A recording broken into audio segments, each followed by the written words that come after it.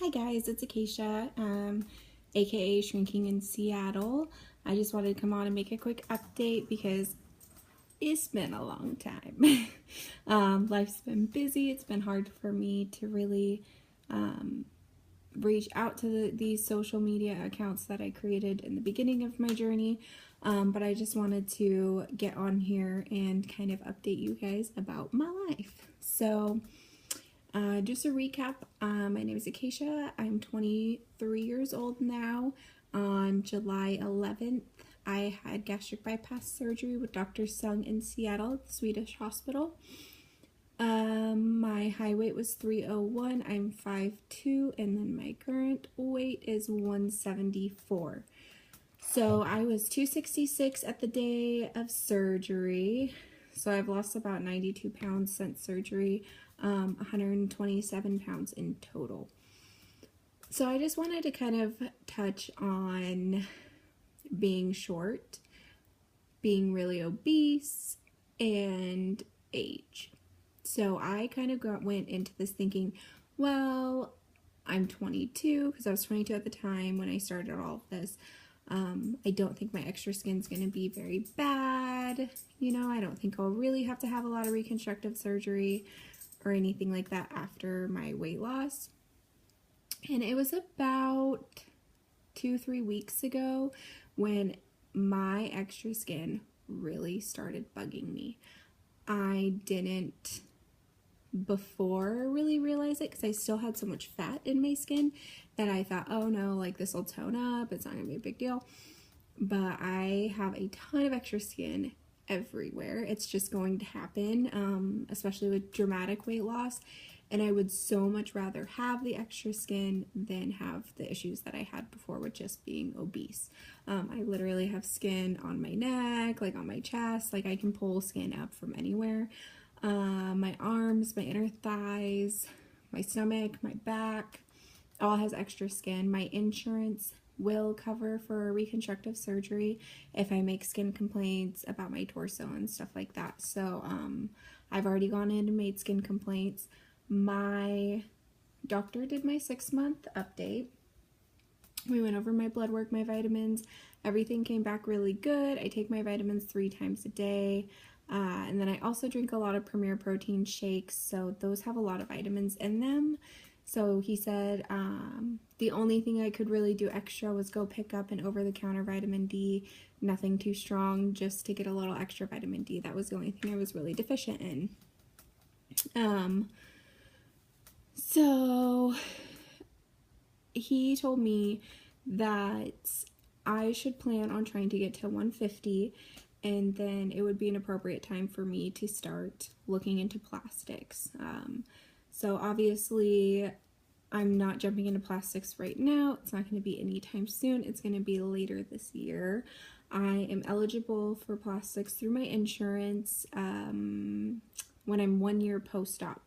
So I have to wait until July to even consider getting plastics, but my doctor told me to wait until I'm about 150, maintain that for a good amount of time, and then if I've maintained that 150, then it'll be logical for me to look into plastics, because he really doesn't see, with the skin that he's seen so far on my abdomen and my back and stuff, he doesn't think that reaching a weight of 145 or 135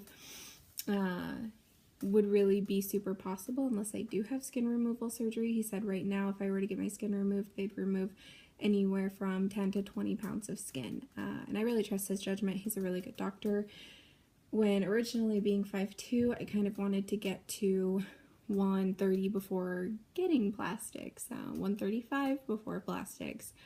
But I've even been really happy at where I'm at 174. Obviously, I want to go farther. I've really been stepping up, trying to go to the gym more. And it's not even that my weight loss has really slowed down.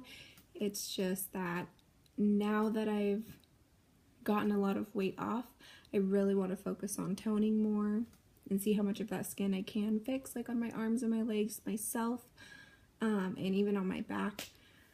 And so yeah, that's really been been it, and I haven't dumped yet. Nothing's made me dump. Things have certainly not agreed with me, and I've like thrown them up before and stuff, but nothing's made me full on have dumping syndrome, which I'm thankful for, but I'm also not thankful for. I stay away from a lot of food that would typically make people dump anyway, so when I do get to indulge in it, I'm happy that it's not gonna make me sick. I drink a lot of Premier protein shakes with decaf espresso. I asked my surgeon's office if that was okay to kind of rely on those as my daily protein source, because my restriction is insane. Some days it's not. Some days I can have an adequate amount of food and I'm fine, but some days I take 3 bites of something and I cannot eat anymore. And I told him, I said, I don't know how to reach my protein goals if I can't eat. So they told me it was fine, that I was doing Premier protein shakes. They actually are happy with me doing that because they also have the daily recommendation of calcium that I need to intake, and I was having a really hard time with the calcium chews or other supplements of calcium, and so they said, you know, at least that way you're meeting your protein, you're staying your carbs low, and you're getting calcium in as well. So it's been kind of crazy. This has gone by so fast. It does not feel like almost a year since I started this whole journey. My first appointment was in February with my surgeon's office to kind of get the ball rolling. So I just can't believe that my 1 year from really starting this journey is going to be next month. And the progress I've made in that time. Sometimes I beat myself up thinking that I should have lost more weight by now, or I should look different, or this or that, or I should be eating what they're eating or doing what they're. This is your journey, and everyone does it differently. As long as you're getting your protein in and your vitamins in, and you feel like you are doing good progress for yourself, that's all I would really focus on. Let's talk about hair loss. I used to have about this much hair on the side of my head as well. I definitely hit about 4 months out. I had about 2 months of just gnarly hair loss. I lost about 50% of my hair. Every time I'd brush it, it would fill up the brush. I would have to clean out the brush.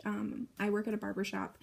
And when I got off work one day, I asked a girl if she could just wash my hair for me. And she washed my hair and combed it afterwards. And she was literally like, is this how much hair you lose every time you wash your hair? Like, yeah, thanks. It feels devastating. It feels earth-shattering. I cut bangs because my forehead just like felt huge from hair loss. I don't know. I want to color it, but I'm not even going to mess with it just because I don't want to have any more reason to become thin or damaged or anything than it already has from not getting all of its nutrients. So luckily I do have hair knowledge. I am a cosmetologist. I currently work at a barber shop, but I've been doing hair for about 5 years, and so I take pretty good care of my hair. So I just do what I can for it. I don't know if there's really much else to update you on. I'm awful at getting my water in. It's hard because it's either I'm really good at getting my protein in and my vitamins in and awful at my water, or I'm really good about my water and my vitamins and awful about my protein.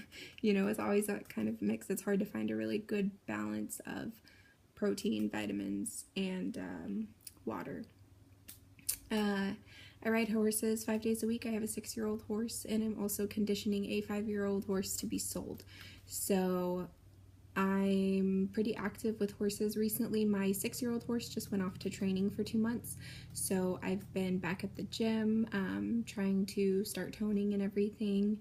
I'm taking full advantage of these next 2 months of any free time that I do have to get into the gym, so that my weight loss doesn't stall out also, because since I'm about 24 pounds away from my first goal weight, I really don't want that to start stalling, and especially since I hit my 6 months mark, and that's typically when people say kind of ends your grace period of losing weight. 6 months is where your weight typically starts to slow down, and so I'm so close that I just don't want that to happen. But it also freaks me out thinking that I am 24 pounds until my first goal. It's amazing. It's amazing, and I don't regret my surgery one bit. About the first month, I regretted it a lot. It took me a long time to find a happy medium in life. So if you kind of hit that point in early post-op stages, it goes away. It's worth it.